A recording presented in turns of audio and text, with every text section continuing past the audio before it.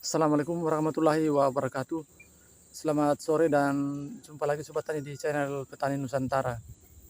Nah, pada kesempatan sore hari ini saya kembali mengupdate budidaya cabai rawit lokal Salok 2. Nah, ini lokasinya Sobat Tani di Kelurahan Nunukan Selatan, Kabupaten Nunukan, Kalimantan Utara. Nah, pada kesempatan sore hari ini Sobat Tani saya mengupdate salah satu budidaya cabai rawit lokal Salok 2. Nah, ini dikelola oleh masyarakat setempat Sobat Tani. Dan sekarang ini sudah sementara dilakukan penanaman, dan bagaimana prosesi penanamannya Sobat Tani dan cara-cara apa saja yang sudah diterapkan pada proses penanaman kali ini. Nah, bisa kita simak pada video berikut ini. Nah, seperti di depan saya ini Sobat Tani, kita perhatikan. Jadi cara penanaman dari sang pemilik lahan ini untuk budidaya cabai lokal rica. Nah, kita simak Sobat Tani, di depan saya ini adalah proses penanaman tanaman cabai lokal Salok 2. Ini dikelola oleh salah satu masyarakat setempat. Nah, ini lokasinya Sobat Tani di Kelurahan Nunukan Selatan, Kabupaten Nunukan, Kalimantan Utara. Nah, pada penanaman kali ini Sobat Tani, ini ada cara unik yang dilakukan oleh sang pemilik lahan ini dalam melakukan proses penanaman, baik itu sebelum penanaman atau pindah tanam ataupun setelah kita melakukan penanaman. Nah, seperti yang di depan saya ini Sobat Tani, ada sungkup-sungkup seperti ini. Sungkup dari batang pisang yang kita potong sedemikian rupa dengan ukuran tertentu. Nah, ini ukurannya ini Sobat Tani sekitar 40 cm. Kemudian kita lipat seperti ini. Jadi fungsi dari kulit pisang ini Sobat Tani yaitu untuk melindungi tanaman kita dari stres pada saat kita sudah melakukan pindah tanam dan tiba-tiba muncul penyinaran matahari yang terik, sehingga bisa nanti menimbulkan kelayuan. Nah, tetapi kalau kita melakukan pemasangan kuncup seperti ini, maka bibit cabai ini akan tetap segar karena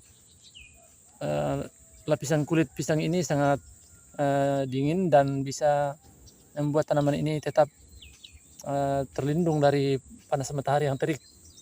Nah, jadi nanti setelah tanaman ini sudah segar Sobat Tani, baru kita lepas. Nah, jadi begitu cara penanamannya.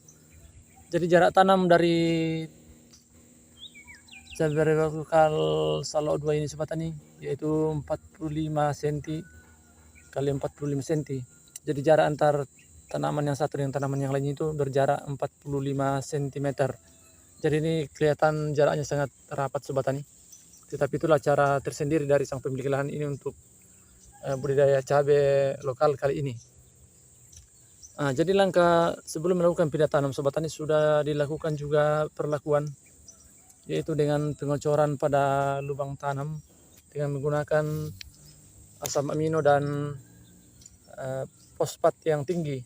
Nah, jadi sang pemilik lahan ini hanya menggunakan dua jenis bahan, yaitu asam amino dan fosfat, dan sumbernya itu Sobat Tani itu dari merek dagang Ultradap. Nah, itu yang digunakan karena tinggi kadar fosfatnya itu sekitar 60% dan nitrogennya 12%. Nah, kita lihat Sobat Tani, tanaman dari cabai rawit kali ini setelah lakukan pindah tanam sudah seperti ini.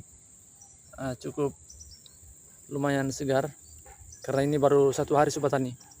Nah, kita prediksinya setelah 3 hari tanaman ini akan sudah mengalami kesegaran. Nah, jadi itulah cara tersendiri Sobat Tani yang dilakukan sang pemilik lahan ini. Jadi jumlah populasi dalam lahan ini Sobat Tani sekitar 30 pohon. Maaf Sobat Tani. Jumlah populasi dalam lahan ini Sobat Tani sekitar 3000 pohon.